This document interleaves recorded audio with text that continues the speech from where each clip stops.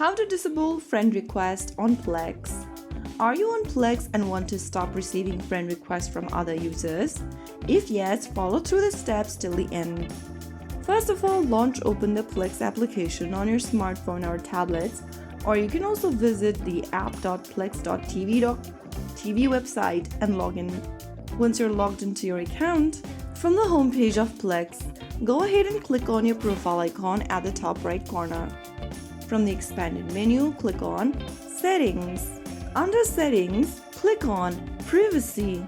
Under the Privacy menu, look for Manage Profile Privacy. Now, you'll see an option that says Allow Friend Request From. Tap on it and then tap on Nobody. Once you select Nobody, you'll be able to turn off the friend request feature in Plex.